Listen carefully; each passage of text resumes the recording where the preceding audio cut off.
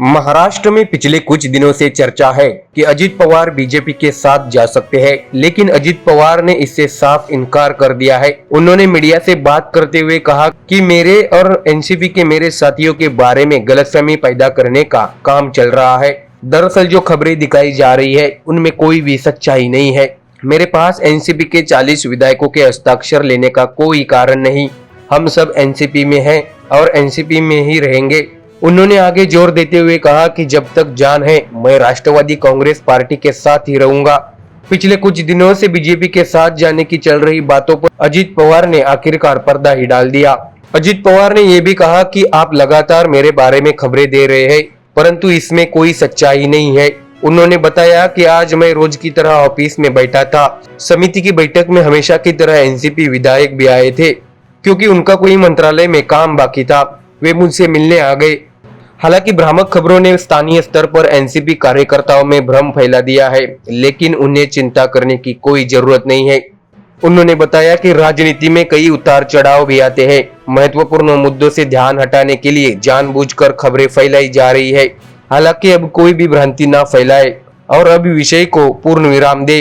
अजित पवार ने आगे कहा कि यह मुद्दा खत्म हो जाना चाहिए। साथ ही उन्होंने ये भी बताया कि नागपुर में रैली के बाद वे उद्धव ठाकरे के साथ ही विमान से वे आए थे। तब उन्होंने उनसे स्पष्ट कहा था कि इन सभी चर्चाओं में कोई सच्चाई नहीं है। लेकिन बीच में जब खबरें आने लगी कि मैं बीजेपी में शामिल हो जाऊंगा, तो उद्धव ठाकरे ने कहा था कि वो अकेले चुनाव लड़ेंगे। पवार ने बताया कि गलत सूचना के कारण यह गलतफहमी हुई थी।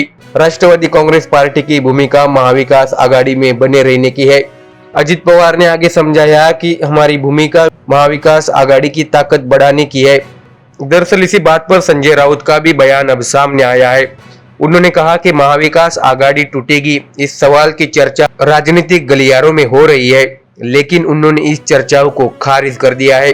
उन्होंने बताया कि आज सुबह मैंने पार्टी प्रमुख उद्धव ठाकरे, एनसीपी अध्यक्ष शरद पवार, सांसद सुप्रिया सुले और अन्य महत्वपूर्ण नेताओं के साथ बात की है।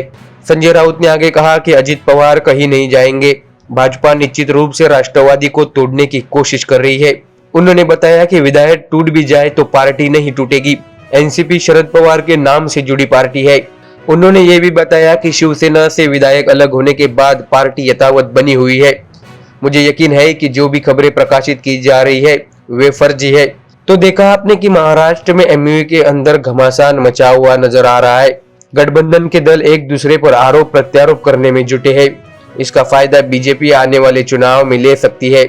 Bureau report, MDR news.